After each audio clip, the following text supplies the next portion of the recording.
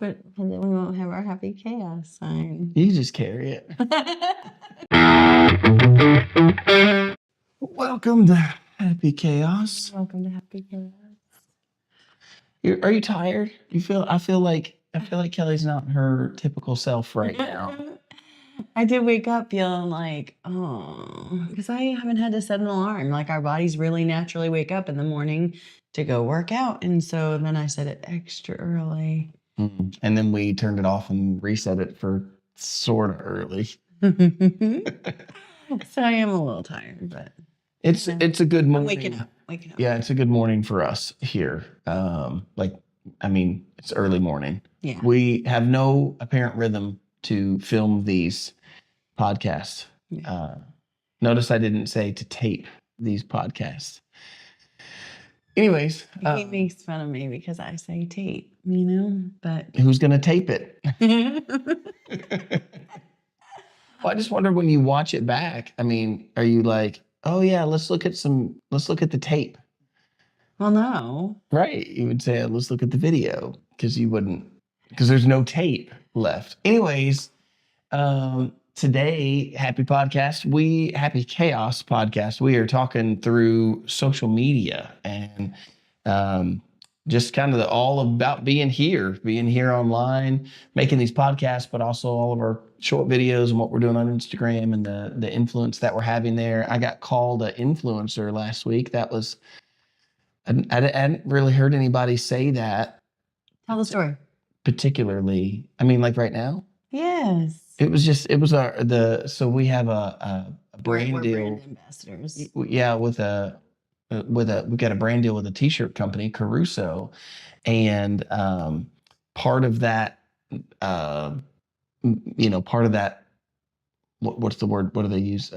Campaign that they had was that we had to take a picture with the shirt and post it on our story, and we did. And then someone else that is a friend of the owner of the company also follows. Yeah, that apparently follows our page.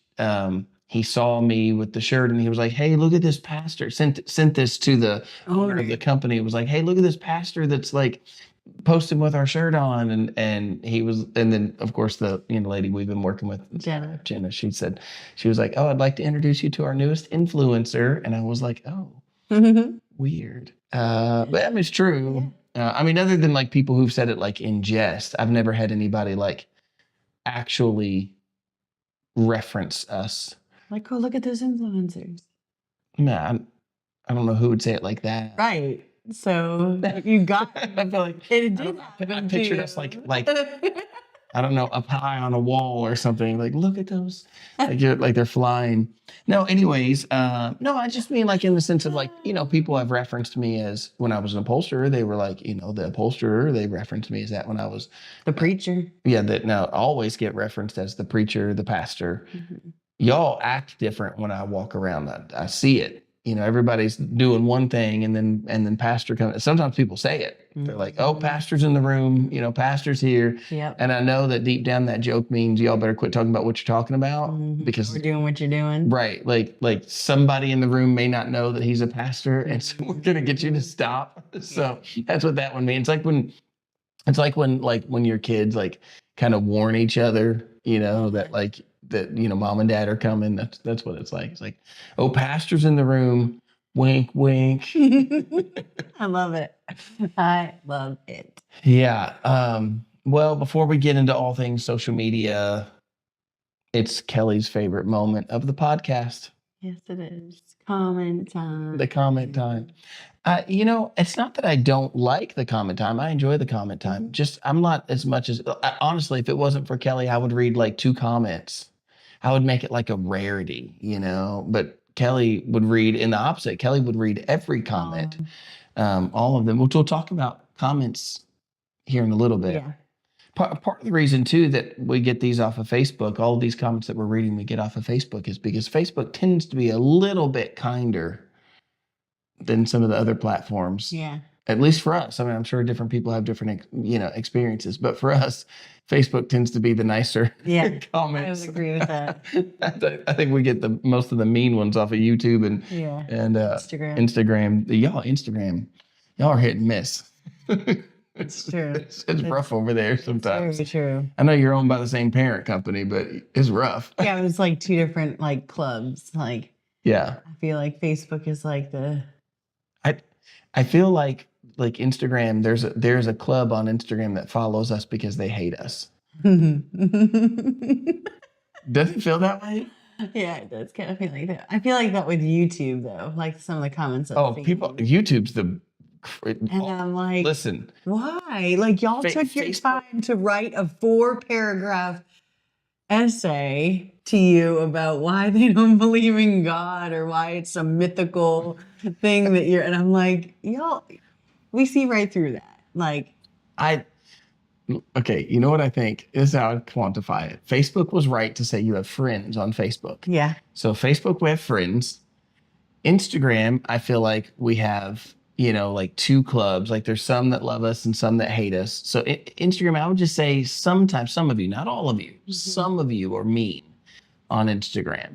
So we have friends on, it's like friends on Facebook, mean girls on Instagram. And then YouTube, you're the crazies. yeah. Like there have been some crazies on some other ones as well. You're all right. But I just want to tell some of these stories, but YouTube, that's where the crazies come out at night. If you've ever been to like Walmart or Dollar General at midnight, oh, for sure. that's all the YouTube people. Yes. Yes. And again, not all of you. Right. It's just the percentage of mean and crazy goes. Right, just like goes not all Walmart shoppers at midnight and Dollar General shoppers at midnight are crazy and Yeah, that's true. coming in their pajamas, tweaking a little bit, What was that? What did you just do? Tweaking a little bit. That will live on the internet, honey. People can make a meme out of that. They can take that face and your eye. Oh, do it. You got to be careful what you do. Yeah. People are But crazy. if you're going to do it, I need you to take my breaths into consideration too. And my laughs. So like tweak, tweak, laugh, laugh, laugh. Tweak, tweak. You said breath. Yeah, like, because you just said that people make videos. Breathe, breath is what she said. Just want to be clear. Which Oh my God. I didn't say it. I'm like, I literally Looking there, I'm like, are you correcting me? Because I said breath instead of breathe? No, I was. But then I'm like, oh. I'm just telling you all right now that I was like, I'm gonna have to stop this video. Like, I don't know. We can't have Cut this section out. We can't have that. That's not what I said. Breathe. Then you gotta take her My breath. Oh gosh, I'm sorry. I just taken his words. I'm like, I'm not even thinking. My Breathing. Breathing. Well, we're off to a great start today. I will not cut this and make this the real. Okay, all right. Moving on. Let's go to the comments now. What she, just so you know, what she was referencing. She was. The air in my lungs. That's We know that. We get that. At this point, people have either turned it off or they're rolling. It's one of the two. But listen, people have made these videos and they take where somebody goes, and before they talk, Yeah. which we all do. I mean, everybody has to take a breath before you talk. Yeah. And so they make these videos of like a person just going, and it's just like cutting to different scenes and they're just breathing like that. And so I think it's like Kelly's phobia is that somebody's going to take every breath that she takes. And Well, so, you created this phobia for me because I didn't know anything about this, you guys. I had no idea. I live in like yeah, I saw a one. very sheltered little world. I saw once like this sweet lady cooking, she's like this sweet old lady who's like cooking, but it's just a whole minute of her going, yeah. I was like, who did this to her? Y'all are brutal. No. We'll talk about that too, the brutal here. Yeah. But All right, let's read some comments. We've taken long enough to get to this point. We're gonna have to cut some of the comments down because we've taken so long to get here. Go ahead. do you see how he did that, you guys? Like he needs an excuse to cut me down. from my You Dan, comments. just the No, my comments. Just That's what I mean. To cut my time down. Ron Roseanne McCoy, workout, word sounds familiar. Did years ago. We walked a track and halfway was a turkey hill by it. So would stop and get a soda and candy bar. Hey, don't judge. Needed the energy. That was me and my son. But when husband was along, didn't stop. And a little like, I get that. I definitely feel like I push us hard. I don't think so. But She I feel like right now. I actually feel like this comment relates to him when we have the kids with us. We have this little ice cream shop down the road. Mm-hmm. We're going for a walk, y'all. A walk. And the kids will be like, can we stop at the ice cream shop? And he's like, let's go see if it's open. And I'm like, y'all, they charge like $7 for an ice cream. This person's never open. I don't know if it's 7. They do. If you're watching down at the ice cream shop down the street from us, you could stay open a little longer. It's awkward. Like closing at 2 and 3 in the afternoon just is not good for business. So, because I'm telling you, I had a big old family. We was ready to drop $50 on ice cream because that's what it takes. Yeah, many times. Many Yeah. times. Anyways, many times, meaning many times we've tried and unsuccessfully. It became the joke. I was like, joking with the kids about how early they closed, and I was like, it's like a game of, like, oh, when do they close today? Oh, it's Tuesday. You could only come between noon and 12:15. Yeah. Anyways.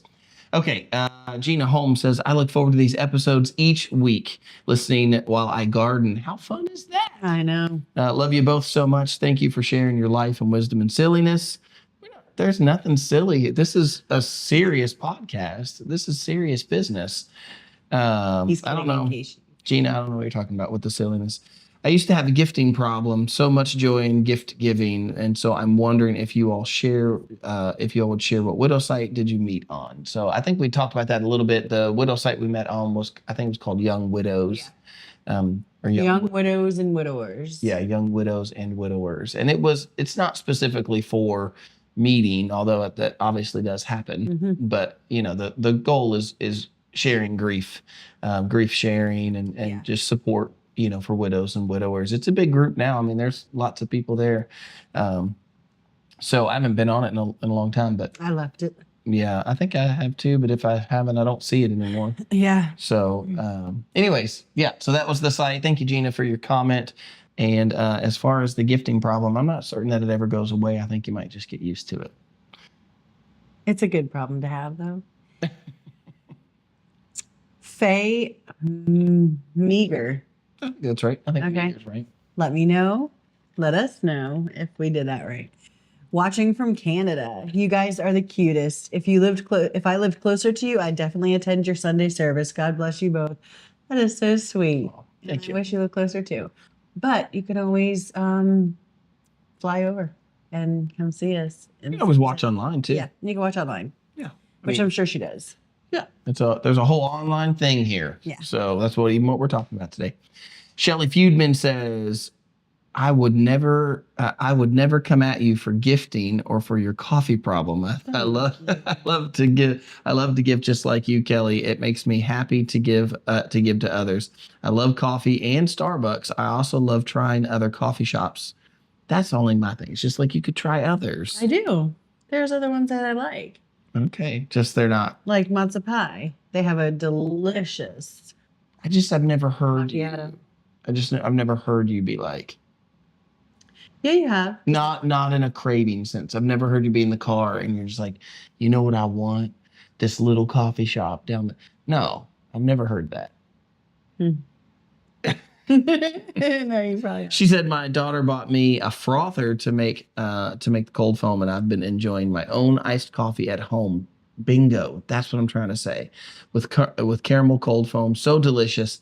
I need to be in your gifting club. Well, you can totally join the gifting club because it's apparently a thing now. I don't know there's much posted there. I don't know there's much going on. There's not much going on there. There's not many people. I put it on, not this last podcast. I need to put it in there again.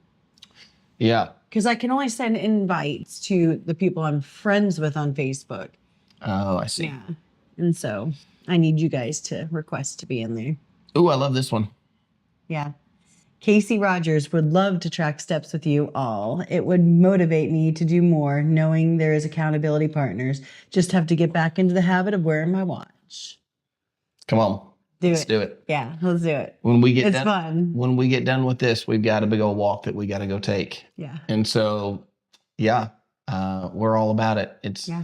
other than the fact that her watch cheats, but it's fine. It does not cheat. You know what? When I was a kid, we had a Nintendo and it cheated for my brothers, and now you have, That's funny. now you have a watch and it cheats. It cheats for you. It tracks. It tracks for your life. Yeah, it tracks. Electronics cheat, Yeah. and for other people though. Yeah. Right. Yeah. Not for you. Not for you. No, not for me. I got to earn it.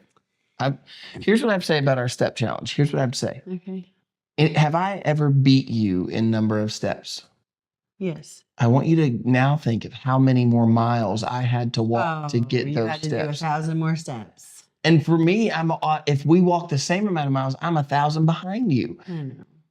So that means I have to walk 2,000 steps to get like more than like our regular walk Yeah. to be. Look, I see what you're doing right now. You're patronizing me.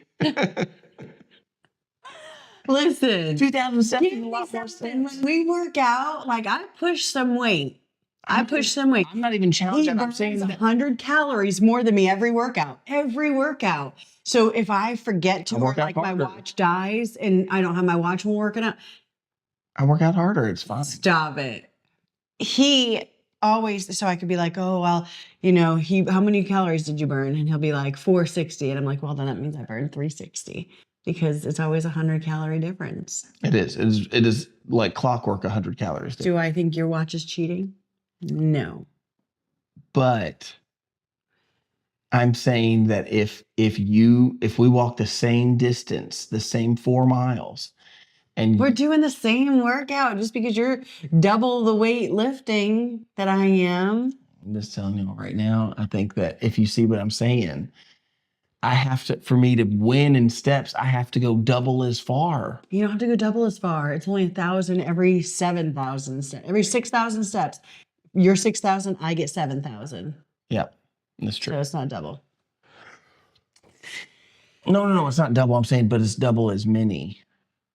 If I beat you by 1,000, it's really more like I had to take 2,000 more steps because I didn't take the same amount of steps as you. I had to take 2,000 more than you. If we walk 6,000. If we walk 4 miles. That's true. We walk way more than that. All right. Okay. Anyways, sorry y'all that we're going off on the step thing again. I kind of forgot we were here. I was just talking about the steps. Hey, Maybe welcome just to shuffle the your podcast. feet a little bit more. I'm going to, y'all. This time I'm gonna like old man shuffle the whole walk. You I'm just should. gonna You totally should. I'm gonna like that. Instead of your legs going, look at my legs. They just do what they want. I don't know why I feel so offended by that impression of my legs. I'm like, why are my legs like? wait for me. Why are mine like two big dumb giants? Like Jack and the Beanstalk legs that are. Stop it. That's not even what it is. It's like you make it sound. Just chill out. It's about, hey man, look at my legs. They just do whatever they want. None of these are okay. My legs are apparently dumb. Like, Oh my God, they're just chill. They're just chill. That's my chill voice. all right, I'm reading 2 more comments, then we got to move on. You're reading 2 more and I'm reading 2 more. Yes, go ahead. Oh, wow. No, go ahead. Go ahead. All right, Kim Williams. See, I remembered. I know. Yeah. She said, still loving Monday nights to listen to your love story with all the fun and laughter. This is a serious podcast. Anyways, I feel like I'm watching a rom-com. We're in Ohio, 4 hours and 31 minutes per map. So we were wrong about that. Hope to be down in a couple of weeks. Hopefully we won't come while you're on vacation. LOL. Didn't see the link for the gifting group. I'm so excited about it. And Pastor Justin, what size shoe do you wear? What size shoe do I wear? 12. I didn't even know. I was like, I don't. 12. You do. Like, okay, you guys, I have been buying him shoes for probably 3 years because my gifting problem, right? If he says he wants something, I'm like, I'll go get it really quick, right? You guys, like a month and a half ago, I'm texting him from the store getting our daughter shoes. And I sent him a picture of these shoes and they're orange and blue and they're Adidas. And I'm like, look at these. Do you like them? He didn't answer because he was on a phone call. And I was like, all right, I'm getting them. I thought for sure that would trigger him to be like, no, don't get them. I totally would have. And he said, I love them, size 12. If you could have, this is the face. I'm like, you didn't need to tell me your shoe size. Like, I knew your shoe size better than you knew your shoe size, but you're telling me your shoe size? This whole thing is that you're upset that I told you my shoe size. Yes. I was like, who are you talking to? Joe Schmo on the corner? No, you're talking to me. I know your shoe size. People come to me to ask me your shoe size. I am sorry. Our daughter comes to me. I'm sorry that every birthday. I'm sorry that I mansplained my shoe size to you. I don't think that was mansplaining. You just told me it. Just so you know, like in my mind, I think I was thinking, because I had to go look, and it depends on the brand on whether I'm a 12 or not. I buy your 12s all the way around. No, because if I get a wider shoe, sometimes I have to get like 11 and a half. Like Vans, I usually am 11 and a half. This man does not own one 11 and a half in our closet, so. All right, well, whatever. Nor does he own Vans. I would totally get him some Vans. We're not getting Vans today. You just bought me a pair of other shoes. All right. I can't keep up, y'all. Like, what? Buy yourself some shoes. All right. Gretchen, I do need some new workout shoes. Desperately. Yeah. They're so bad. Y'all rock. Oh, so I'm sorry. Gretchen Benningfield. Y'all rock. I challenged myself to do a metabolism reset for 14 days. That's what I want to do. I'm staying under 20 carbs. Thanks for the encouragement. I need it. Kelly, is there a plan you follow? Track macros? You sound like you've had great success. I have had absolutely great success. My great success started out right after my husband passed away. My late husband passed away. And so, you don't want to eat. I didn't. And so I forced myself to eat just a little bit every day because I knew that I would eventually have to eat. So yeah, that's how I dropped like 70 pounds in like 3 months. It was very, very quick. Like every time I got on the scale, 4 pounds, 7 pounds. So anyways, then I think I talked about this a little bit. I was at this like plateau and I don't know, it was just bad, but I'm finally like losing again and working towards my goals again. And my plan, I stayed a pretty big calorie deficit. I'm usually 800 to 1,000 calories a day. We walk about 4 miles a day. We do a workout, a good lift workout. Just to be clear, we do a dedicated 4 miles of walking plus whatever the rest of the day is. Yeah. It's not like 4 miles for the whole day. Yeah, we usually get 15 to 20,000 steps a day. Yeah, we're somewhere. I would say, like big days when we're really walking a lot, doing a lot. It is not uncommon for us to see 20,000. Yeah. And I would say, when we've like been in a big step challenge and we're like really pushing hard, it's 23,000, 26,000. Yeah. And that's a lot of steps in a day. I don't track macros. I never have, but it is something that, during this like 2-year plateau, I was like seriously considering getting into that. I've tried so many different things. I've done all fruits and veggies, and that was probably my most successful at the time, but it's not sustainable, like just fruits and veggies for a really long time, at least not for me. But so now I just try to eat as healthy as I can. Yeah, I mean, you've done intermittent fasting, you've done keto. Keto did not do good with me. Yeah. Keto, the hard one, I see you, Gretchen, that you're saying that you're working on carbs. But Kelly, when she was doing keto, the bigger problem for her was just the fact that she didn't feel good. Mm-hmm. I don't know that it necessarily didn't work, or I don't think you really did it long enough. You just hated the way you felt. Yeah. And even though I'm not a carb person, I don't eat you're really not. You don't eat a ton of carbs. No. And now I get these like tortillas. They're like Mission tortillas, and they have like, I don't know what the carbs on it because I don't ever pay attention to my carbs, but the calories, it's 60 calories for a big old tortilla, and it's 120 in a regular tortilla. So I love those. And sometimes I'll do veggie wraps in the green spinach wraps. But anyways. Yeah. All right. Well, thanks for joining the comment section. Oh, Casey Rogers vanilla is my vote. I told you, vanilla is the more popular. We would lose that argument. Like, chocolate is better, but it's not it's not statistically better. I just want to read this because I've never read a comment from Madonna Morris. All right. And so, all right. here is a great iced coffee recipe. My sister got me hooked. I hope you try it and enjoy it. By the way, big cup is the size of your pink cup in this week's episode of Happy Chaos. Love this podcast. Well, thank you very much. And thank you for the recipe. Does she mean that as a question? By the way, big cup is the size of your pink. No, because look, it's a big cup to make. Oh, she's saying it's when it says big cup, it's talking about yeah. that. Oh, okay. Gotcha. I haven't tried it yet, but I'm going to for sure. Gotcha. I didn't catch that at first. Yeah. Oh, y'all, thank you for joining the comment section. Let's get on to social media. Yes. We really want to talk about like staying grounded on social media. And obviously, you guys are here, you're on social media. That's the only way that you're receiving this. Yes. I always find it funny when, some people are like technology, but they're saying it on technology, and I'm like, you do realize you're saying that on technology. Exactly. So it's humorous. That is humorous. My dad, he does this thing. I know my mom watches. I don't think my dad does, but she can tell him. But my dad does this thing where he like claims that he hates cell phones and he hates technology, but then he uses other people's vicariously. He'll be like, pull up on your GPS. And He's so cute. and you're like, Dad, you have a phone. You could use your own phone. I'm not using my phone for all that. Y'all do all that. But I'm like, well, it is a lot easier than MapQuest, I never used anything like MapQuest or anything. When we first started our business, we had to do pickups and deliveries, and GPS on a cell phone. I remember it was a big deal. My brother got a TomTom. Do you remember those? Yeah. And so he got like a TomTom, and you had to pay yearly to update it, like $75 a year to update the roads because of like, that's crazy. Where they change roads or whatever. Then your TomTom wouldn't be accurate if you didn't update it, and so you had to pay $75 a year to get it up to like update the TomTom. And you could we thought it was a big deal that you could change the voice on it. We borrowed it one time when we went to Florida. It was me, and it was the first time I'd ever gone to the beach.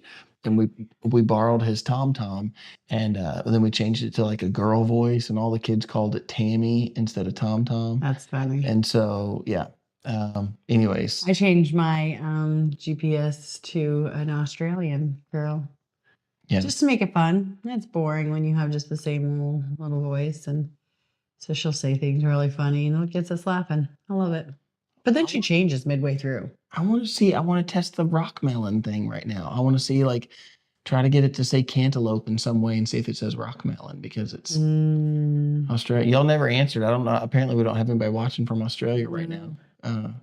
Or at least didn't pay attention to the rock melon comment. That's true. Yeah. Anyways, you did try the rock melon, so I give you credit. And we had a really good one at Are you right? the in-laws. Yep. That's what I'm saying. Okay, well, let's just start out. We want to start out about goodness, we're probably half hour into this. Mm-hmm.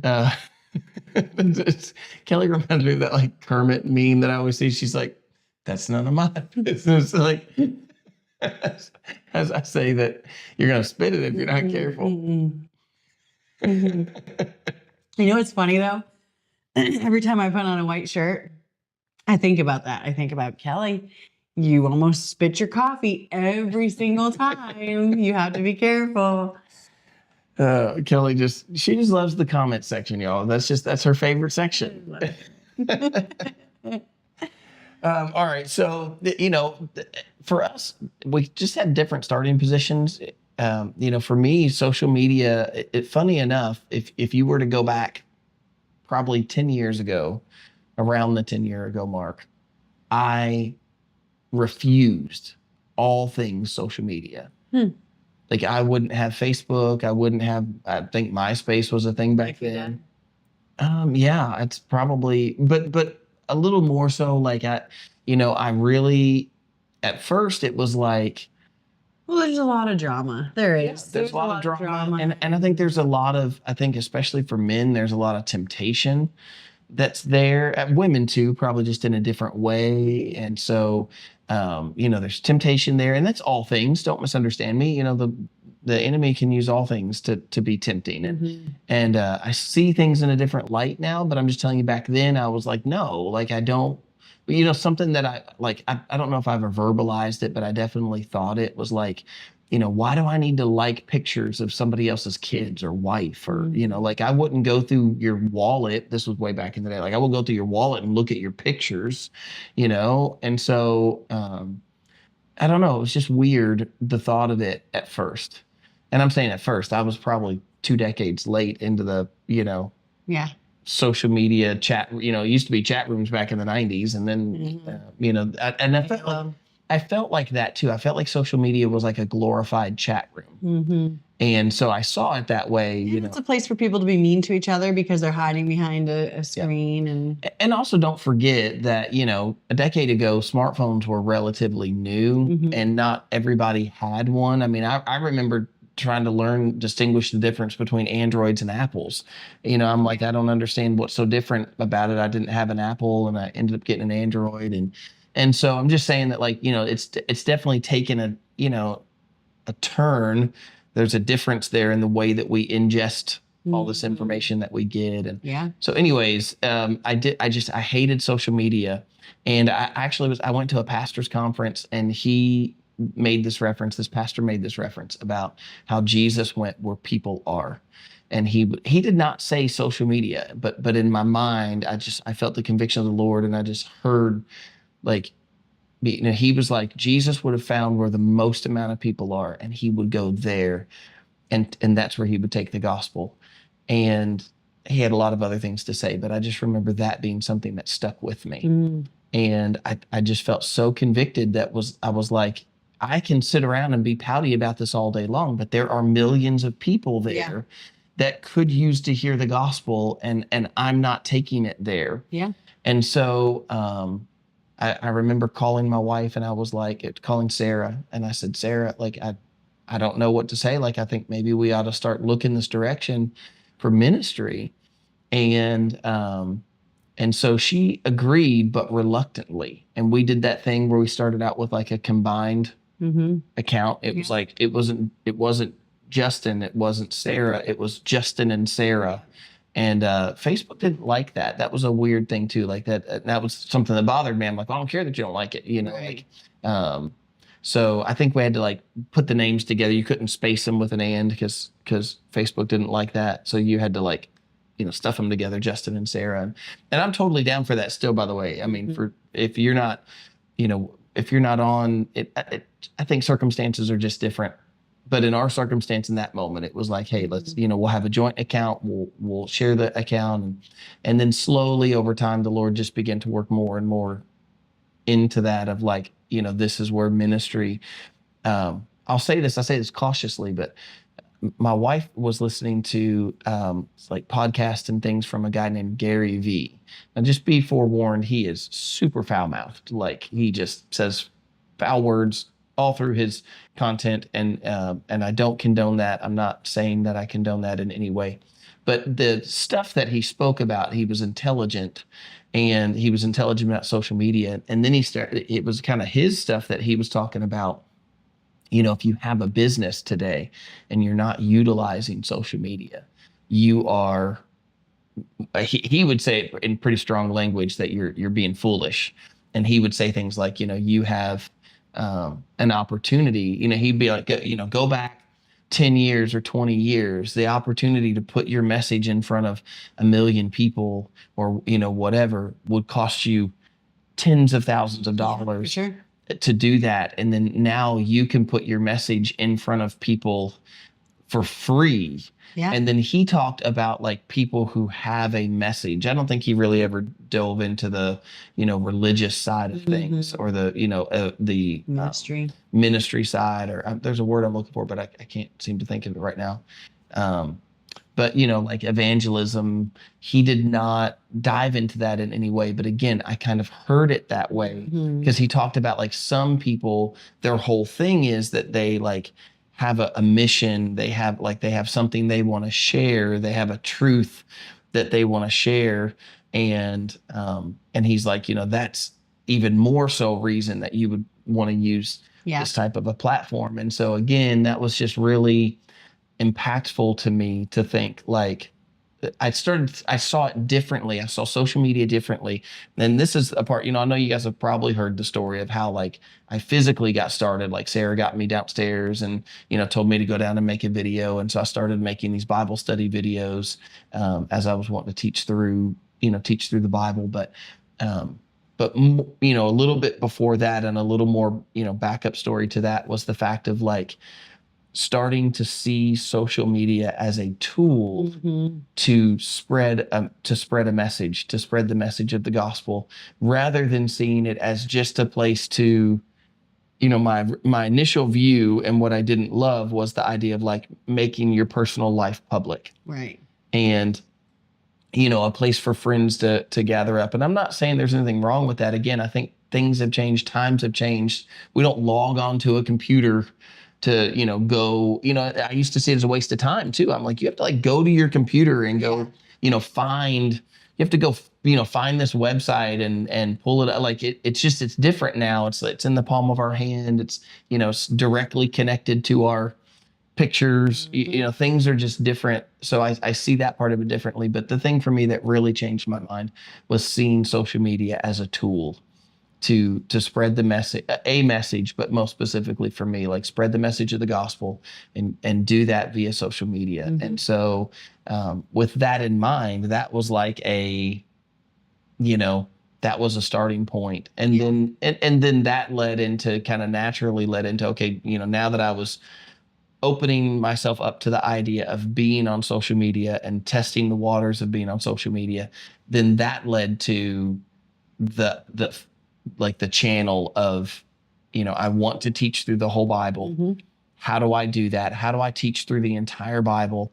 I'm saying this just so if you're new to that idea, like how do I do that I was thinking in person, like what if I had a Bible study every morning at church? And then, I'm like, well, people aren't going to come to every morning. They can't come to every morning. And then if you miss a little bit, you've missed it. Like, I can't keep doing the same stuff over and over just because you didn't catch the last Bible study or whatever. So, I was trying to figure out, how do I do this? I love the Word of God and I want to teach the Word of God. And it was my late wife who pushed me to put that in video format and say, go make a YouTube channel and, stop talking about it, go do it. And so I did. Yeah.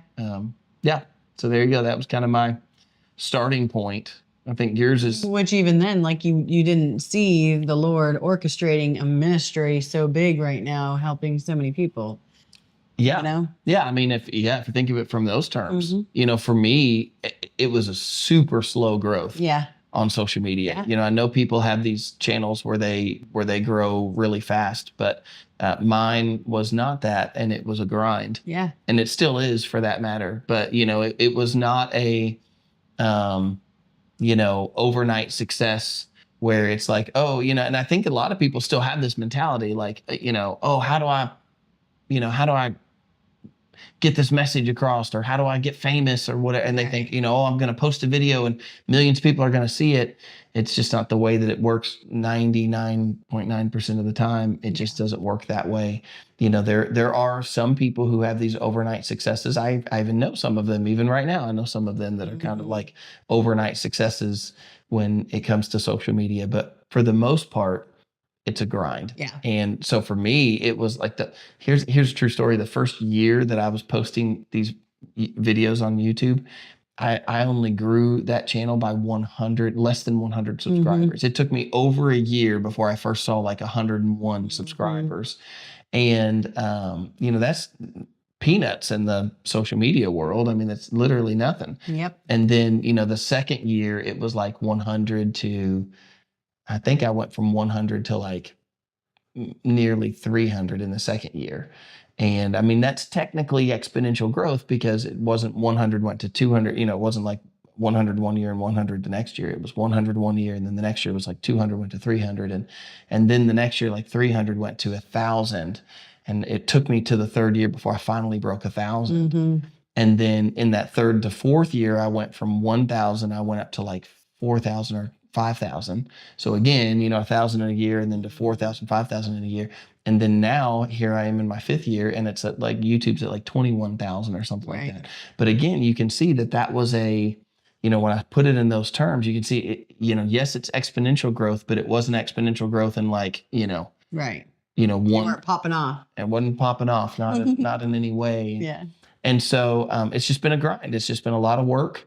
But I still, again, like if you see it as a vehicle, if you see it as a tool, if you see it as a skill and you're refining that skill, it looks a little different than, oh, I'm just posting silly videos of me and my kids or something like that. Right. So. And I wish I had some motivating story about why I joined social media, but I don't. I think yours, it's just different. Like it's just a different thing. You were already on social media. Yeah. We met via social media. So I mean, like I feel like I can't dog on it like I used to now. Yeah. Yeah. Me and Jonathan never had a joint. He could care less about, Facebook, same or anything like that, but I got him on there, and so I don't know, he was barely on, and just I don't know. But anyways, mine, I just got on for social purposes, for connecting with people and friends and, family that lived in Massachusetts and all that good stuff. And then met you. Mm-hmm. And that was a really great thing that came from social media. And then... Would you say that your perception, though, from where we started, where you started, on social media for those social reasons, and then where you are now, like, do you feel like you see it the same, or do you feel like you see it different? Oh, definitely differently. Yeah. Yeah. I mean, the fact that I constantly have people like coming to me and, oh, can you reach out to this person? They lost their spouse, and they could really, use your guidance and your, what you've learned and what you've been through. And I mean, just the stories of people coming to me and saying, my laugh is such a huge thing now with everybody. Mm-hmm. Everybody has something to say about how curing and healing my laugh is. And that makes laughing in the spirit, all of it worth it, because we're going to discuss. That's, we don't believe in that. You guys, we don't believe in that. That's terrible. I wouldn't say I don't believe in it. I don't believe in it. This is what I would say. Like, the spirit can do what he wants. The wind blows where it wants to blow. And so I'm just saying that the examples I've seen of people laughing in the spirit, I don't believe in that. I think if the spirit wanted to cause someone, if the spirit wants to bring someone joy, and that brings laughter, like somebody, hadn't laughed in a while, and that's healing to them. I still wouldn't consider that laughing in the spirit, though. Yeah. I mean, definitely not the picture of what I've seen of laughing in the spirit. Yeah. So. Anyways, didn't mean to get all heavy there all of a sudden. Yeah. I was just joking. Well, it's a subject that people are confused about, and so just wanted to touch on it. But yes, to me, it's powerful. It's powerful to know that, certain things that God is using my story, my pain, my story of restoration, my story of going from not wanting to wake up to laughing and giggling and having just a good time, means the world to me. Mm-hmm. It changes everything. Yeah. So I definitely see it differently. Yeah. And then, there's the negative side but we'll talk about that here shortly. So. Mm-hmm. Yeah. Yeah, I would actually, I have that as a thing to talk about, which is, the first moment that you realized that people were listening. That's a thing. For me, I was actively using social media as a tool to try to reach more people. That was a goal, was to, reach more people with the message. Mm-hmm. And so I was trying for that. And I would say, like, to some degree, I would call it failing. Like, it wasn't, like I said, it wasn't a quick failing in your humanly perspective. Yeah, sure. Little did you know the Lord was was working through it. Absolutely. But I mean, like, so here's what I would mean, y'all. Like, I would sit pretty much in this very spot, and I would spend an hour creating a Bible study, like, studying through the scripture, whatever I was going to teach on that day, thinking through that, reading up on that, taking some notes on that, and then set up my camera and make a video, take another hour to make the video. And then I'd go edit it down. And, back then I didn't have even the editing tools that I have now. So that took even longer. And so there's another hour. So it takes, say, 2, 3, maybe 4 hours from start to finish to post this little 10-minute, 20-minute Bible study video. And then I would post that and it would get like 2 views, 4 views. I mean, there were times I posted videos that literally sat at 0 for weeks, and nobody ever watched it. And it's like, what am I doing? But I use that as a means of like kind of honing in, trying to make things better. I'm still trying to do that. I mean, you see that. Like I look at it and go, okay, how do I make that better? If instead of getting mad and blaming the algorithm or blaming the platform, I try to say, okay, like what was wrong that the video didn't get watched, that people didn't want to watch that? What could I do better to make people want to watch? And so for me, the moment I realized that anyone was listening really happened when my wife got sick. I went a year, not quite a year, making those Bible study videos. I was very committed. I was making them every single day, and getting up extra early and coming down here and making the video and then getting it edited. And Sarah was helping me with that somewhat. And then she got sick, and when she got diagnosed, that was the first time that I ever had a video. I made a video to say, really, like in my mind, I don't know if I clarified it well because I was in such a fog, but I was sitting in my car and I was literally making a video to say, this is why I didn't make that Bible study video today. And that was the first video that it was like people paid attention to. And so that was the first time that I realized that anybody was listening. And so, definitely that tailored some of the content. There's still this goal of teaching through the Bible, but at the same time, there's also the part of like being relational, like trying to relate to people on a effective basis, something that's effective, and not just being stubborn and saying, okay, well, this is the goal that I had and this is what I want to do. Instead, I'm utilizing the two and blending the two. God is using, I feel like the Lord is using our story.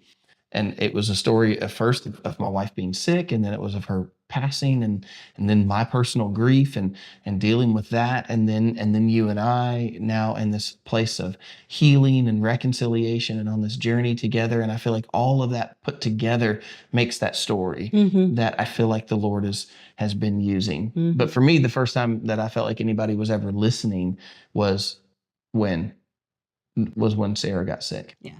So. Yeah. I feel like probably after we got married was the first time anyone was listening to me. I wasn't out there though. I didn't have a public profile. I just had my friends on Facebook. I didn't, it's a private Facebook. And so I wasn't out there like you are, that I had an Instagram page for my photography, but I mean, that's just photography, my like shooting weddings. It's not like I was telling my story through the photography. It's just kind of telling everybody else's story. So right. I don't feel like anybody was really listening. And I feel like there was the timing that made it seem like I wasn't listening, but I just was making sure I wasn't doing something on my watch. It was like, oh goodness. I felt it vibrate. I was like, look down, and then you were like, you paused the way you said that. I was like, I was listening. No, man, I wasn't thinking that. Yeah, I think too that there's a perception that people see, and it can look like, and I can totally see a perception to say like it looks like somebody's craving attention, they're attention seeking, and I think that there's a difference when you are posting not because you're wanting attention, and I think you can probably see that. Like I'm sure even now as I say that, I'm like, I wonder if you're thinking the same thing I'm thinking about. Like a post we saw the other day, and I just feel like it's like craving attention. Like there are some people that are like legitimately just craving attention. They just want somebody to look at them, and they would use any means necessary to get somebody. I think that is the internet and social media for the most part. Like yeah, for people sure. do some crazy stuff to get views, and it's just, I don't know. Yeah, I think, I mean, that's where Tide Pods came in. Well, isn't it? I can't. I mean, like that's you got kids eating Tide Pods because They're just trying to get some attention. Sure. And so, but I think there's when you're, here's what I like. Here's what I like is like when you feel called into something and when you're doing that with a purpose, I feel like then for us, the fruit is different. Yeah. Our fruit of the work is different. Mm-hmm. For you, like even what you said a minute ago, like what helps you thrive is when someone meets you and says, not just I follow you online, but we follow you online and your journey, your laugh has been healing to me, or just seeing that you all have been able to make it through the grief. And I mean, even find love again. Yeah, even recently we've been, on phone calls and in person with persons. I'm telling y'all, like no exaggeration, multiple within the last 4 weeks. We've had, probably I'd say I could count at least 5 or 6, persons who have met us in person in one way or another, whether via phone or coming to church or seeing us somewhere, and reference to us like how our story of healing, how we went from grief to being married and finding joy, and how that's helpful to them.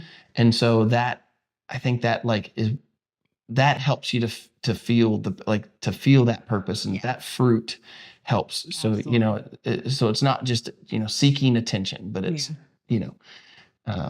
it's a mission, and then there's a purpose there. Yeah. So I mean, actually, but when we were dating, he tried to get me to make reels to grow my photography business on social media. And he's like, you need to, let people get to know you, get on there, speak. And I'm like, I'm not doing that. I'm not speaking. I refuse. I'm so glad you brought that up. I was a little nervous to bring that up because the difference of where you are now compared to. But it's like I'm talking to you. I'm having a conversation in front of the camera.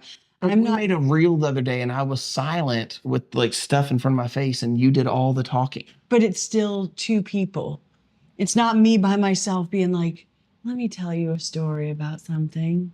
I feel weird. I don't know. But I mean, even still, I have come a long way because I've done it. I've done it so much that it's it's natural. Once you can picture your audience too, that helps. Yeah. The first couple of times you're in front of a camera, you're talking to the camera. I think it's the opposite for me, but because I don't want to picture people watching me and actually focused on. I don't mean people watching in that sense of an audience, but I mean like that. There's I don't know about you, but for me, I can feel like I'm talking to some of the people that I'm they're regulars, and you see their comments and you see what's going on. Anyways, that's all I meant by that. I didn't mean picturing them literally standing as an audience or something, but just the fact that you're talking to a person, there is somebody else on the other end of that. Yeah. That helps. But I'm just telling y'all what she's telling you is right. She has a photography business, and I'm going, okay, if you want to grow that business, utilize the platform. You're already on the platform. You already have people following, utilize that platform. And so she began to start utilizing that platform, but getting her to put her face. And so it literally started with that. It was going silent videos. Yeah. It went from I had to convince her to actually post her work. She's taking all these pictures, she's doing these photo shoots, and then she's not posting them. And I go, you have to, people want fresh content, they want to see fresh, they want to see new. And, I remember convincing her the first time to spread out some of the, she had taken pictures and of a wedding or whatever it was. I can't remember exactly what the scenario was, what the scene was that you'd taken pictures of, but you posted all the pictures all at once. And I'm like, no, spread those out. It gives you got a whole week's worth of stuff there, post a little now and a little later. And so that was one. And then, getting her to then, go from behind the camera to flipping the camera around and being in front of the camera. And this was the example. You want me to give you the example that I gave Kelly? Do you remember the example I gave you? Mm-hmm. I can't believe you don't remember. I feel like the examples are the things that stick. I told her that notice that realtors always put their face on their business card. Yeah. Or if you see a billboard, if there's a lawyer or a realtor, notice that there's a profile of them, a picture of their,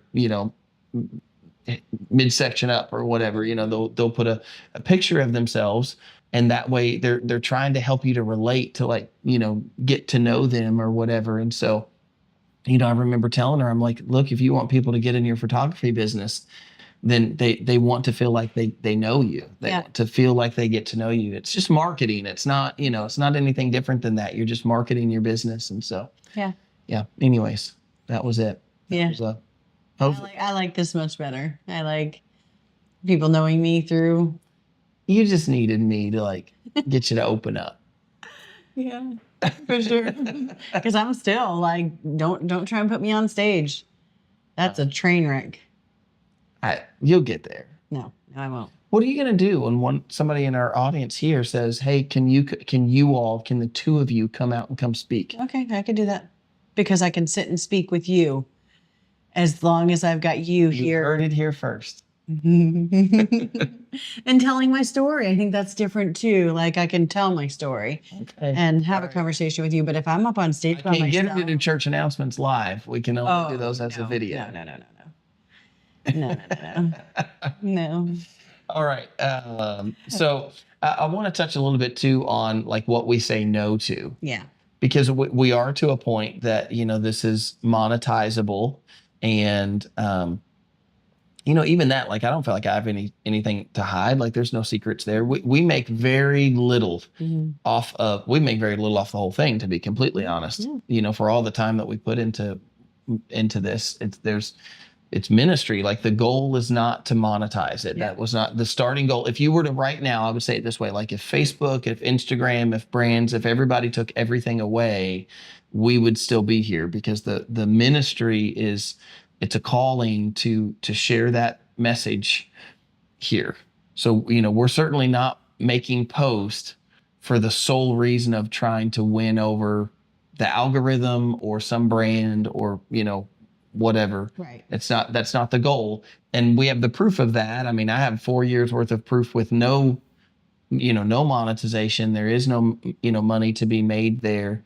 And so, but we're to a point now that there is potential there, and we do have that. And so, again, I don't see any reason to not share about that, but it does cause us to have to say no to some things, because, we're not, so first of all, just to say it, like, to put it out there, like, we kind of feel like, just like anything else, like, why, where's the harm in us getting paid for something that we're already doing? As a matter of fact, with what we see, it's potentially even a blessing to others. Like, it could potentially be a blessing to our church. It could be a blessing to others around us.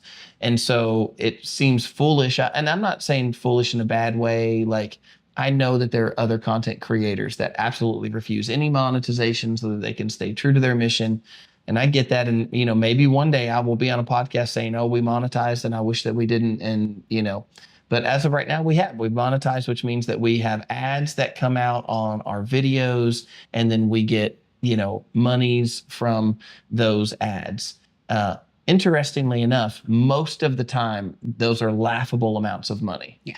Like, when I say laughable, it's like, true story, this happened. I had some people that got upset at my church because I had stars, person. Yeah. It was a couple of people. I could name 3.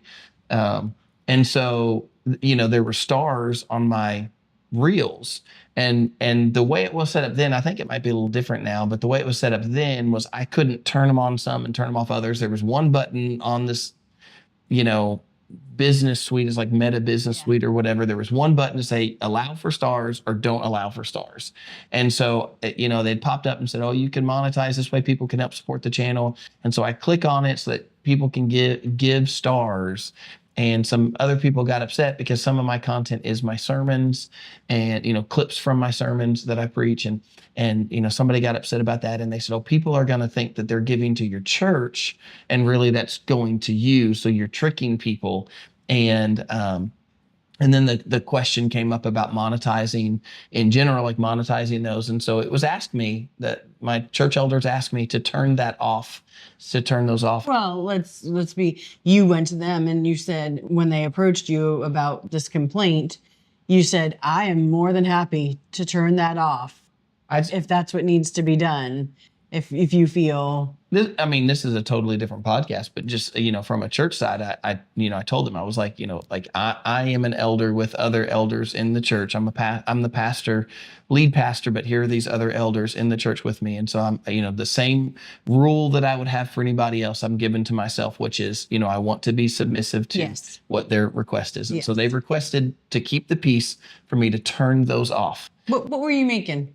That's the thing I'm going to get to. So that's the funny part. So I showed them, I was like, just so you all know, the thing that you're asking me to turn off, the reason this is so easy to turn off was 8 cents. I had made 8 cents in stars and monetization from my videos. And I had videos at the time that were like, I don't know, hundreds of thousands, 100,000 views, 150,000 views.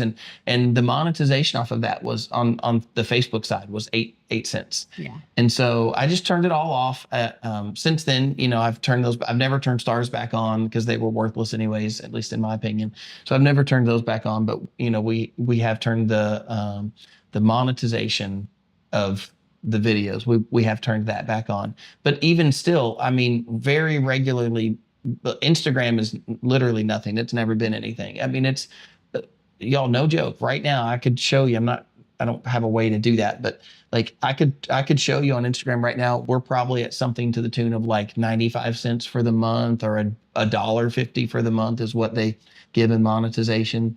It's like laughable amount. Like you look at it and I'm like, Instagram, get out of here. What are you doing? Yeah. Like, why do you even have that as a? Yeah, and even like he thus far, we refuse to get on TikTok. Yeah. Everybody's like, well, TikTok is where you can make the money. You're already creating the content. Just get on TikTok and share it there and make the money. And that's where our beliefs come in. As far as we can see and as far as we know, TikTok is not something that we want to be involved with. Yeah. Yeah, I struggle with TikTok. Just so y'all know, like I have, considered. The fact of the matter is, it falls in the same line as the other, as what I said before. I go, well, millions of people are there, whether I agree with it or don't agree with Right. it. I still haven't, been able to bring myself to go over there. And part of that, just so you all know, and you can correct me on this, like I'm willing to be corrected. But Yeah. one of the things that that I had learned before about TikTok was that it was being used by the Chinese Communist Party for their social scoring system. Yeah. And so they have a social scoring system in communist China, and they are scoring people based on their behaviors, and they're getting that information via the vehicle of TikTok, and that it was also being used for espionage in the United States, which I'm like, I don't fully understand that, but I'm sure there's parts of it that I don't understand, probably because I'm just not in that world. And, how could I understand it? I'm this like guy that makes Bible study videos. Right. But then that's the other side of it, is to say, I'm making a Bible study video. And if I make a Bible study video and I put it over on, TikTok, have I done something wrong?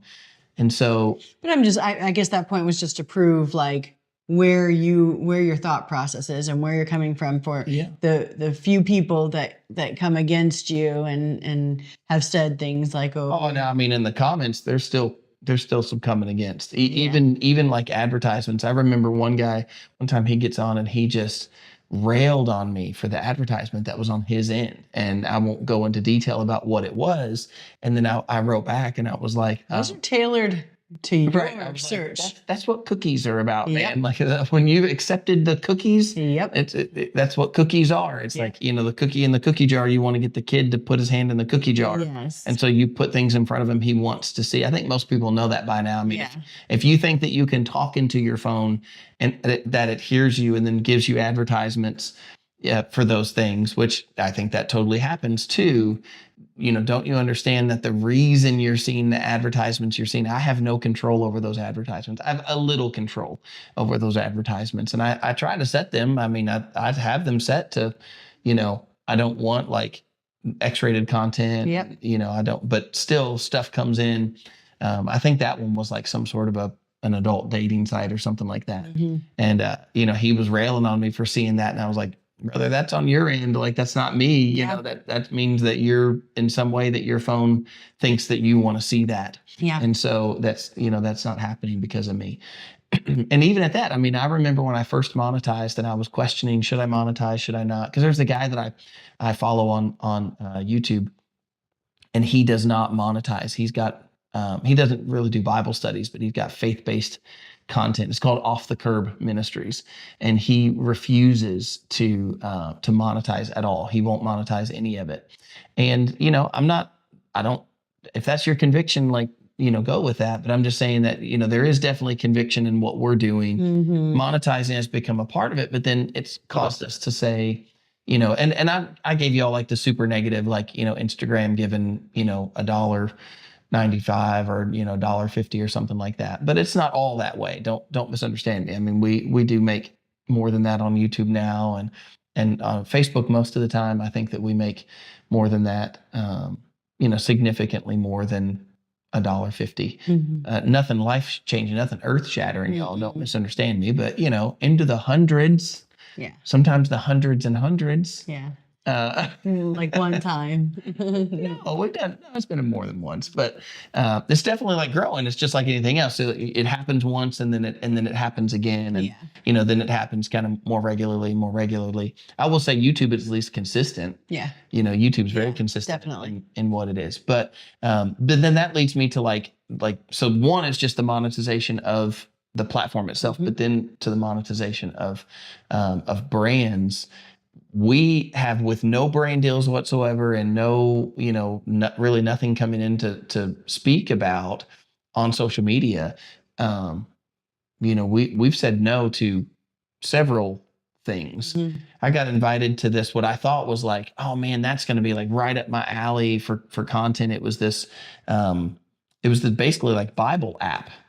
And they have all of these different rooms. They've got like a prayer room and a this room and a that room and I thought it sounded great until I downloaded the app. And then I was like, I don't want to endorse this. It was weird. Some of the stuff that was happening there was weird. Like, they had one room, they had like these healing sounds. Do you remember that one when I showed it to you?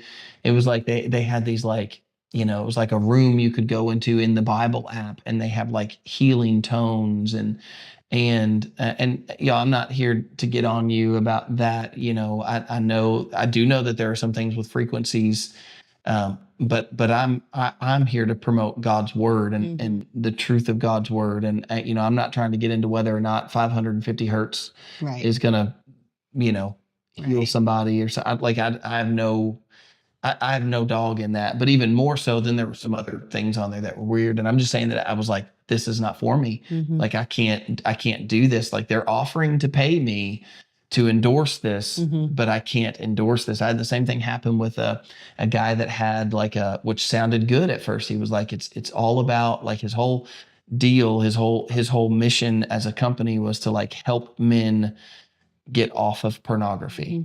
And I'm like, I'm down for that, but then when I'm like watching his content and the stuff that he's saying, I'm like, oh, like, I don't like the way this is. I mean, I'm all for the message, but the way that this is being presented, I don't want to endorse this. And so, some of it just really had to do with like verbiage and things that were being said that I was like, I don't want my kids to see me endorsing this, and they go and see this guy and he's saying these things that I don't agree with. So, we've had to say no. We've had to literally say, like, that's, it sounded good, but it's not for us. We can't just endorse any and everything. What we take as a brand, then we're endorsing that message to some degree. And so we want to do that well. Yeah. Stop. Why are you doing that? I felt like you went quiet on me. No, not at all. Like, I feel like you have that was funny. You have more to speak about with that than I do, Oh no, honey, my monetization and brand deal side of all of this is new. You're in all of that. So no, but I mean, like, you just talking about like even that one that you just said, the getting them. So yeah, I get you. Yeah. I'll tell you another one that we have to be really careful of. We have to set a boundary, which is our kids. Yeah. You know, we see it on here, people asking us to post pictures of our kids. And there are times I want to so bad. Like, I mean, I even, made that reel with our kids at our photo shoot. But it's because all their faces were turned away. And so I was like, okay, I know it's, tiptoeing with he has stronger. He's like, no, I don't want, them on there. But I'm like, well, it's not showing their faces. And I don't know. I'm torn because we show so much of our life with you guys, and our children are such a huge part of our life. And so I really would love to be like, these are our kids, these are the crazy moments that we have. And, I look at it that way, but I mean, what he's been through previous to me with Sarah, they had a little, not podcast, but what was it that you guys had? Vlog. A vlog. Vlog. And they had some pretty crazy stuff happen. And so I totally get it. Like when he told me, I was like, that really happens? Like somebody seriously? Like, and then I got introduced to this world of stuff that happens that I had no idea happens. And so that's the biggest part of it. But I feel like the lighter side, but serious to us, is like the comments, the hate and the mean things that are said. Like, goodness, people don't care that it's a child. They will be the first to say mean things. I've got an old friend. He came over just last night, and he has some pretty big viral videos, and he has his kids in those videos. His kids are the way. I didn't get permission from him to speak about it, so I don't want to share too much. But his kids are in the videos, and he's got these big viral videos. Lots of views on these videos. And I mean, the first thing out of his mouth when we were talking just last night, did he not say? He's like, "Man, people on the internet are mean." Mm-hmm. And he was like, they're calling me this and calling me that, and they say stuff about my kids, and they, I mean, like there's a part of it. Now his kids are younger, and like they don't have any access to see any of that, but. I look at it right now and I go that, my kids are older. I have kids that absolutely, I mean, I have adult children that don't live in my house. They, they can get on and see for themselves. And like, now my adult children, if they agreed and wanted to be a part of something, I would totally make them a part of something because they're adults and they, they can agree to that. But for my younger kids, like it's my responsibility as their dad to protect them. Mm-hmm. And if I know that there are hurtful things, like I have super tough skin over this. Like you guys leave a mean comment, you all watching this and made it an hour and a half into this video, you are not leaving mean comments. I just want to put that out there. Like we recognize that you all are wonderful, good people, and we love you guys. We're not in any way insinuating that you're that. Right. But the ones that do. They are there, and sometimes I go in and I erase their comments. I mean, if they say something too mean, I go in and I'll take it out, and I can take it. I'm telling y'all, like y'all say stuff about me, especially you YouTubers, y'all are craziest, and y'all say this crazy mean stuff to me, and you insult me and whatever, and I'm telling you, like I literally think nothing else of it. I read it and I go, and I shut my phone because my phone opens and closes. Yeah. So I'm like, and I put it away. And I let it fester. Like, yeah, Kelly, you're getting tougher though. Yeah, I'm getting tougher for sure. Yeah. But I mean, I remember the first experience that I had. We were dating, but people haven't seen me. He didn't post pictures of me or anything. And somebody got on and must have stalked his profile to stalk my profile to see exactly who I was. And they were like, "Oh, she's a narcissist and she's gonna break your heart," and some nasty, mean things. And I'm like, it was even nastier and meaner than that. I mean, yeah. And I'm so bad that I erased the message, and then they went and they got on, they messaged again, and I messaged him back, and I was like, "You're talking about a widowed woman. Like you should be. You're claiming to be a Christian on a pastor's channel. Like you should be helping her. Like why if you want to be a Christian, like help this person. Yeah. Why would you say these things?" And they just doubled down, and so eventually I had to block them. Yeah. So. But they don't know me. I mean, if they did, they would know that like I am the farthest thing from a narcissist. And it's like, What? Yeah. What do you mean? But I mean, people do. I remember, gosh, before any of this, I was married to Jonathan, pregnant with Sophia, and I'm tame now, but I'm a very avid Trump supporter, and so like I would be on there like battling people that are saying these mean things, and I know why would you do that, but I fell for it, like the whole I'm going to stick up for this and that, and so I would like post Trump stuff, and this person came onto my Instagram and commented on a sonogram picture and said, "Your ugly baby is already hideous in the womb," and I'm saying like worse than that, and they told me that I should go have an abortion because of it. Mm. And I'm like, you guys are brutal. Yeah. Like, and that's what we're protecting our children from, because people, they don't know a low blow, just like the enemy. They don't know a low blow. Well, and I mean that's the whole thing. Just a word on that. If you've ever been involved in that, here's a word, which is to say, like, these are real people that are on the other end of these cameras, because just like I said earlier, that like the dynamic has changed. Human beings are the ones with cell phones. Mm-hmm. You think you're commenting on a video, but you're commenting on a human being. Yeah. That's a person. Yeah. And they really do have feelings, and this really is affecting people. And, you have persons like myself that can have really tough skin and can say, I literally don't care. And if it got to the point that it bothered me too bad, I would just shut it down. I'd be like, well, I'm not going to do that. Like that's bothering me. It does not bother me to one degree. Like I give it no second thought whatsoever. It actually, sometimes I'm almost to the other end. I'm almost humored by it anymore. I'm like, well, this, that was a creative way to say that. Like whatever.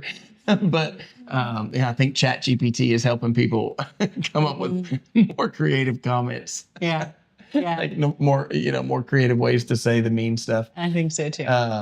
But again, just back to the kids, like I look at the children and I go, like, they don't have a say in that. And I don't know how they would react to that. And even though, oh gosh, you see bullying happening and kids killing themselves because of what somebody is saying online. And that is not something we want to be. No. So, I even struggle with, teens having cell phones in general. And, I'm in the camp of saying I'm not exactly certain what to do there, because I think that there is a safety factor to, being able to reach someone, to be able to communicate. But cell phones have come so far. There's so much available, bad and good, but there's a lot of bad. There's a lot of bad stuff. And so, what part do you say, hey, we can't have that? And so, I don't know that I have all the answers. Right now I have protection things on my kids' phones that they can, I can see what they do, and I can see what they say, and I can see who's talking to them. And so, I can see those things, and it of course has adult content blockers and alerts us and those sorts of things. And so, but even at that, it still worries me. And I think to myself, the locks are meant to keep good people out. Right. So how do you, how do you deal with that on a digital level? That can be really difficult. So anyways, there's a hard line that's in the sand right there that says I will not be putting my children online. That's just a boundary that I don't want to cross. And, I don't want to expose them. Don't want to expose them to that. So I want to talk. I feel like we talked about this one. I don't hear. Be honest about the weight and negativity and how you guard your heart. Did you have any more you wanted to share about that before I? No. So I would say too, though, there is an opposite side of that, which is, on one side there's the negativity, right? But on the other side there is some positive. Oh, for sure. There's a lot more positive than there is negative. Yeah. It's like one bad apple spoils the bunch. Yeah. You can have 100 good comments, and they're not as easy to affect you. They don't affect you as easily as like one negative. 100 good comments and one negative one. It's like that one negative one is the thing that's the earworm, the thing that's stuck in your brain. But on the flip side, I think that you've really found some as somebody who was on the kind of negative receiving end for a little bit, to then find a group of people that are like, oh, they love you and they triumph you and they enjoy you. And I said something the other day, we were talking about like the step stuff that's been going on, which, just so you all know, it's really all in good fun. Like I'm not really jealous about Kelly's steps, because at the end of the day, I get more.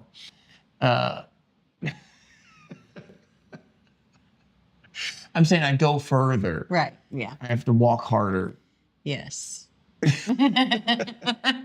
We were talking about the step thing the other day, and she said something about like the Team Justin people. And I was like, you do realize you have way more Team Kelly than there is Team Justin. Look at you. Even now, you're thinking about it. And you're like, yeah, there really kind of is. There's, and I just think that you've kind of found a tribe of people that enjoy you, that maybe you didn't see before, that social media has kind of brought to life. I just think there's some positive there to speak of. Yeah, I agree. I don't know. I just think it's crazy, because I went from, I don't know, to me, in my eyes, what it seems like is pre-marriage. There was a lot of like, team Justin, like, and oh, for sure. And like, yeah, what Kelly, like, you're a like lot of negativity about me. You're the Gentiles. You got grafted in. Something. You know, the biblical reference that probably seemed really weird. No, it didn't seem weird. Yeah, that's what Paul said about the Jews, right? Like the Lord grafted the Gentiles in, and so like grafted them into the tree. And so, but I just think it's crazy. Like y'all, like people didn't take the time to like get to know me. Instead, it was like Big Bad Kelly's gonna do something. So like anti-Kelly, but Team Justin. And then I feel like there was a flip. Like then we got married and people are like, oh my gosh, like we love her. She's wonderful. She's this and they just had to get to know the part that I knew. Yeah, but like why jump and be like, oh, I'm against this person and I'm, you know what I mean? And I know like, yeah, I don't want to get too into that. Yeah, I'm trying to get us to the positive side. Yeah. Yeah. Because you have a lot of people who, like you said, I mean, there was definitely a flip. Yeah. There was definitely a turn. Yeah. And I'm not saying like of the individual. I don't think that there was. No. I couldn't. There was a few people I think that definitely flipped and like, okay, yeah, I like her and I support that because I don't know whether it's because, you've married me, but I think it's a group of people that are no longer around. Yeah, I totally think so. And that's what I'm trying to say, like online, specifically online. Yeah. There is a positive side. Yeah. It's not all negative. I would say it's mostly positive. Yeah, I would say it's very rare to have a negative person or a comment as far as like me personally. Yeah, on the regular and you personally. I think, the negative comments kind of come in the viral thing. Right. It's the videos that. But it's not usually coming against me. It's usually, oh, how could you move on? And I would never. And so, it's really but I'm saying against me. Well, then they're coming against me because that's the first time I attack. No, I know what you're saying. But I'm saying like I don't see much of a personal attack on me. Yeah. I think that, I think just closing out, like it's been a deal for us, like not a deal, like not, that sounds like a different thing than what I mean. It's been a goal to try to like keep the main thing. Mm-hmm. Like that sounded dumb after I said it, but like how do we, here's like an example of what I mean. Like even just the other night, we made like a little short video and it's, I'm questioning with Kelly. I'm like, is this content that we want to post or, is this something like, is this, maybe it's a good idea and maybe it gets clicks, but it's not really our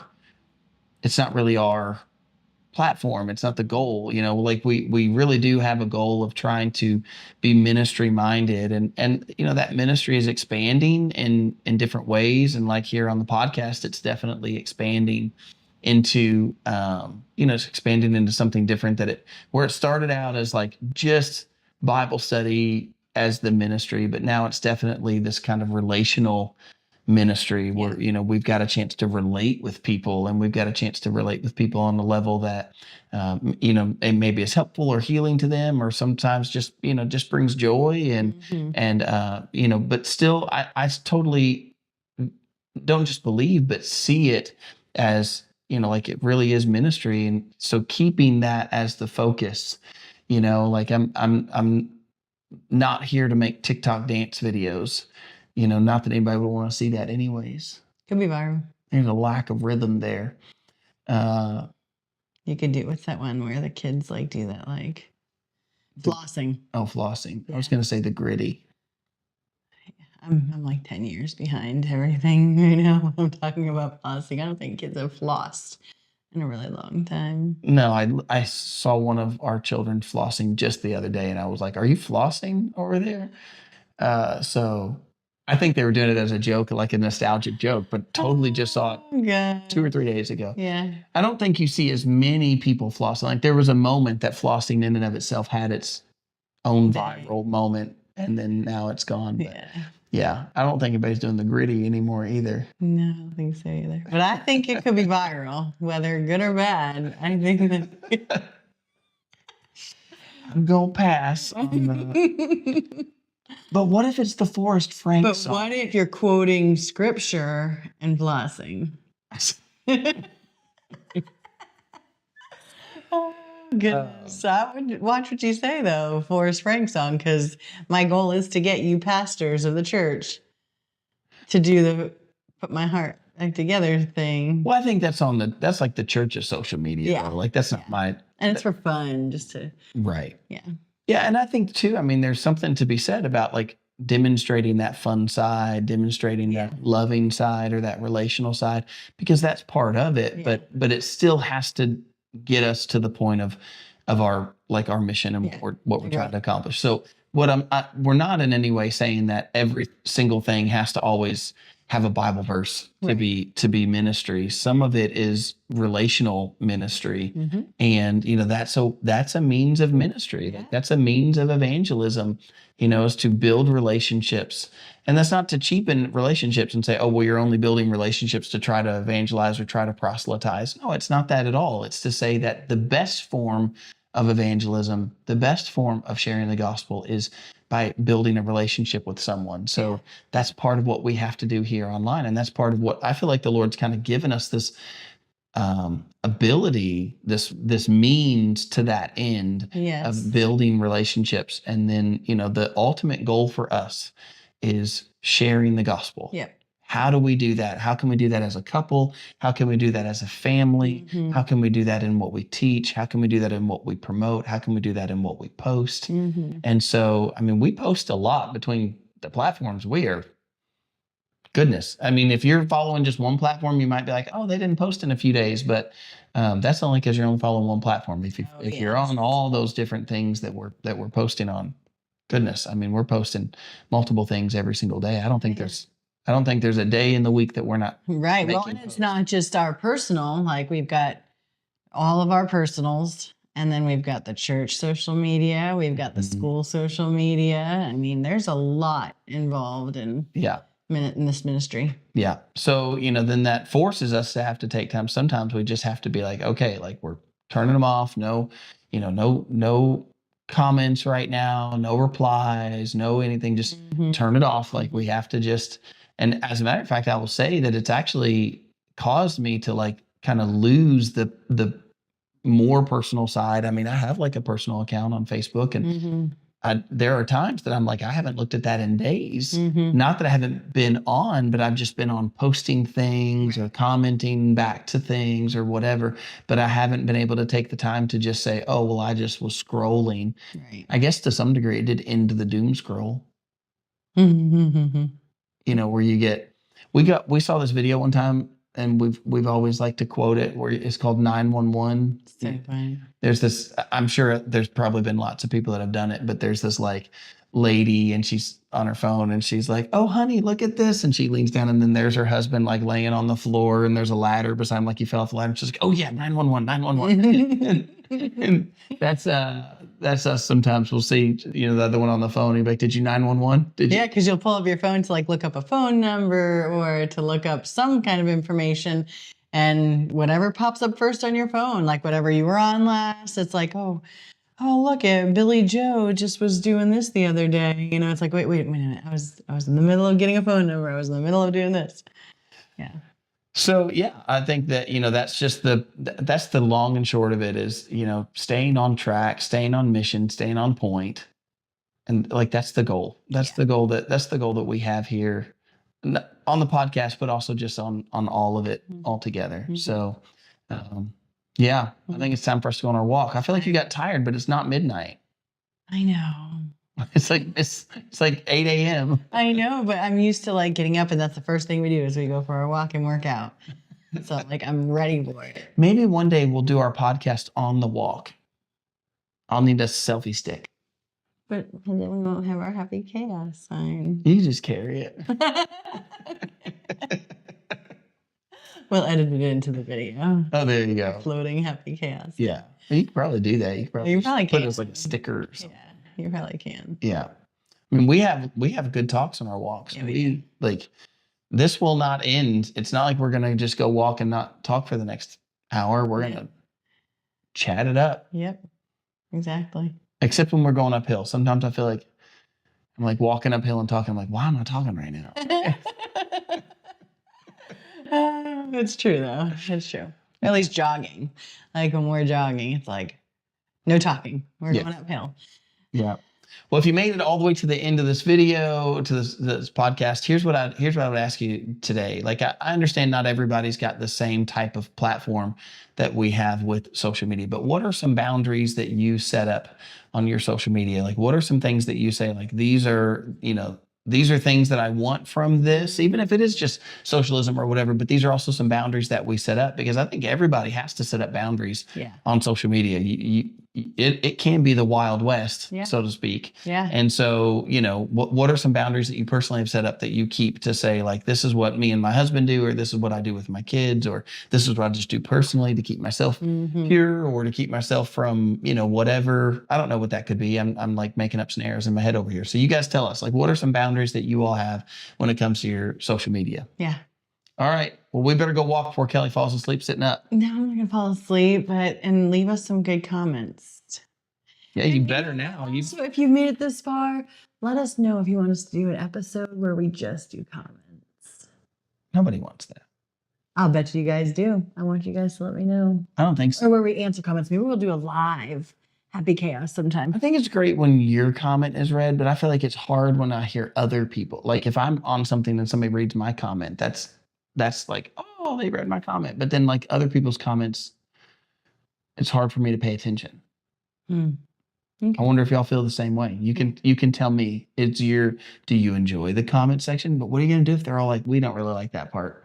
Well, then I'll be like, I'm sorry. What if people are like, we've been fast forwarding the tape? You guys wouldn't say that. We were fast forwarding the tape. You know what's funny though that you say that?